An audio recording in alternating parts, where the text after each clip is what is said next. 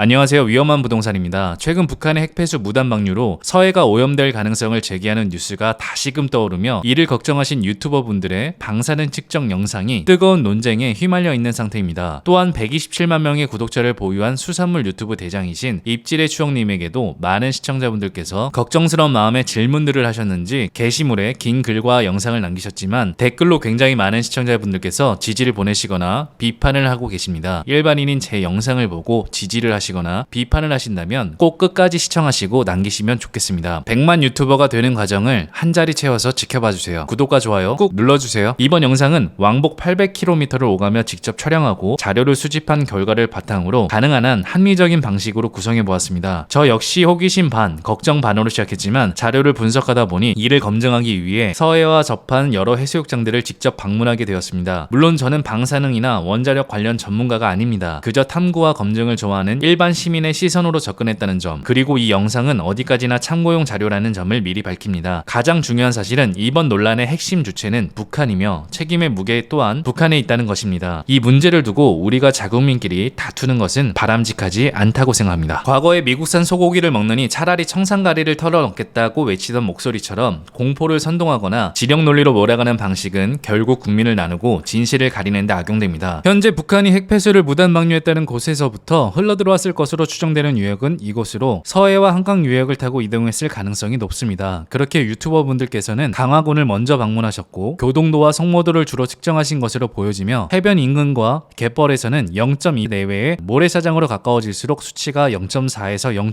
내외로 오르기 시작, 암석 부근에 가까워질수록 수치는 최대 1.66까지 치솟는 영상이 라이브로 송출됐습니다. 일단 이 영상들만 봤을 때 단순하게 본다면 실로 놀랄 일입니다. 원자력과 방사능에 대한 전문가는 아니지만 일단 남들이 놀라니까 저도 놀라게 되는 상황입니다. 하지만 중립기여를 놓고 탐구를 하다 보니 의아한 점이 생겼습니다. 폐수는 바다를 타고 이동했을 건데 해변은 수치가 낮은데 왜 모래사장과 암석들 근처에서 수치가 높아지는 걸까? 쉽게 찾을 수 있었습니다. 화강암에서 나오는 자연 방사능이었습니다. 그래서 국토교통부 국토지리정보원 지도를 통해 한반도의 지질 현황을 보니 대보 화강암, 단전 복합체라고 되어 있습니다. 대보 화강암이란 1억 8천만 년 전에서 1억 2천만 년 전에 해당하는 쥐라기 초기부터 백악과 초기에 걸쳐 일어난 한반도 지질사상 가장 격렬했던 대규모 조산운동 과정에서 관입한 한국의 화강암을 대보 화강암이라 하며 서울의 북한산과 도봉산 일대, 강원도 설악산까지 이어지는 산맥을 이루는 화강암들은 모두 대보 화강암이라고 되어 있습니다. 이 영상은 핵폐수 무단 방류가 우리 인체에 어떠한 피해를 주지 않는다, 안전하다라는 게 절대 아닙니다. 저도 핵폐수 무단 방류는 걱정되지만 지금 논란이 된 유튜버 분들의 방사능 측정에 대한 충분한 검증 없는 불안감을 해소시키기 위한 영상이며 일단 합리적인 추론을 세운 가설은 이렇습니다. 지금 유튜버들이 측정하는 곳은 대부분 해안, 강화군의 성모도와 교동도입니다. 만일 모래사장 밑에 화강 암석이 있을 수 있고 실제로 암석 인근은 1.66 마이크로서버트까지 치솟았다 보니 비슷한 지질을 갖춘 다른 화강암 지역에서도 동일한 방사능 측정기로 비슷한 수치가 나온다면 우리가 지금 우려하고 있는 우라늄이나 정말 인체에 해로운 방사능을 측정하는 게 아닐 수 있다. 이 가설을 갖고 지역을 선정했는데 일단 기본적으로 같은 화강암 지대가 아니더라도 방사능이 측정될 수 있다 보니까 서해안 바다에 붙어있는 유명한 해수욕장을 선별해서 직접 찾아가 봤습니다. 이틀간 이동거리는 약 900km, 집에서 출발해 오이도 해변, 대부도의 십리포 해수욕장, 태안의 만리포, 몽산포, 꽃지,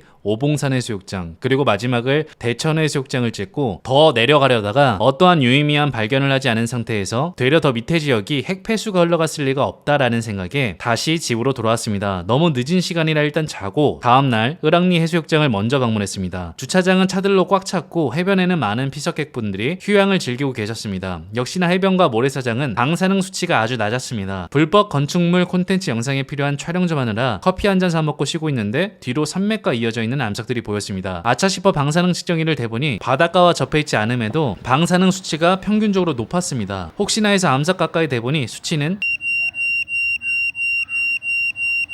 심지어 이곳은 바닷물이 차오르지 않는 산에 돌출된 암석이었고 서둘러 내려가 주변의 화강암이나 비슷한 성질을 지닌 바위에 대보니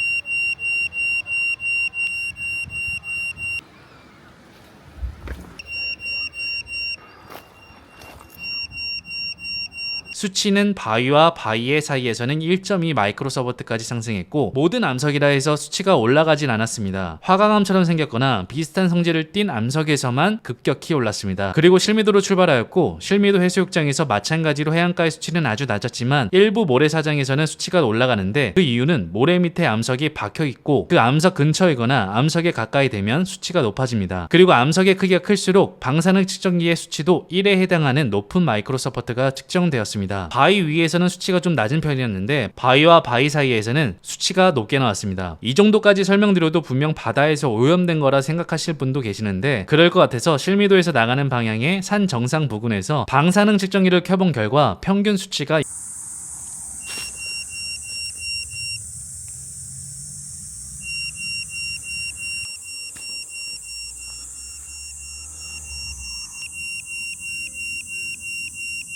(0.5) 마이크로서퍼트로 높았습니다. 실미도의 산을 구성하는 암석이 대부분 대보 화강암이었을 거라 생각되어 바닥의 대본이 역시나였고 정상 부근에 돌출된 바위마다 대보니까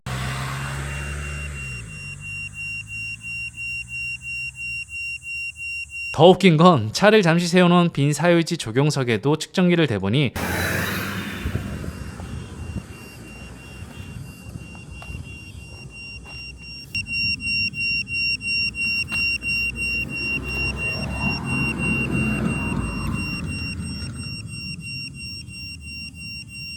수치가 높게 나옵니다. 제가 이야기하는 건 다시 말씀드리지만 핵폐수가 서해에 흘러들어와서 미치는 영향이 없고 안전하다는 게 아니라 지금 유튜브에 떠도는 방사능 측정기의 측정 값이 우라늄과 정말 우리가 걱정하는 인체에 해로운 방사능을 측정하는 게 아니라 그 외의 것도 해당 기기가 민감하게 측정할 수 있다는 점입니다. 일반인들이라면 이 제품을 사서 쓰실 일이 그다지 없을 겁니다. 방사선과에 종사하시는 분들이라면 모르겠지만 제 개인적인 생각으로는 몇 주 뒤면 당근이나 중고마켓에 매물이 헐값에 쏟아질 듯 합니다.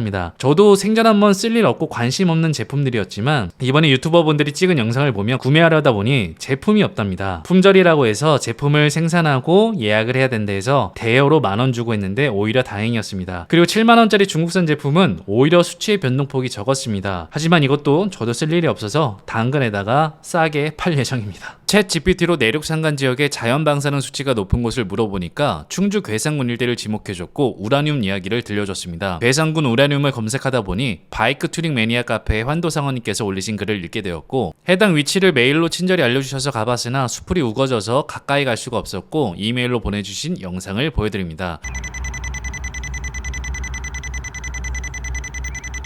이렇듯 자연적으로 암석에서 방사능을 내뿜는 것을 방사능 측정기가 인식한 것으로 사료되는데 그렇다고 해서 모든 암석이 자연 방사능을 내뿜는다고 생각하지는 않습니다. 그 주변의 암석에 모두 측정기를 대봤지만 변동은 거의 없었고 제보해주신 장소에 수풀의 측정기를 가까이 대니 수치가 높아졌습니다. 솔직히 벌레 때문에 포기했습니다.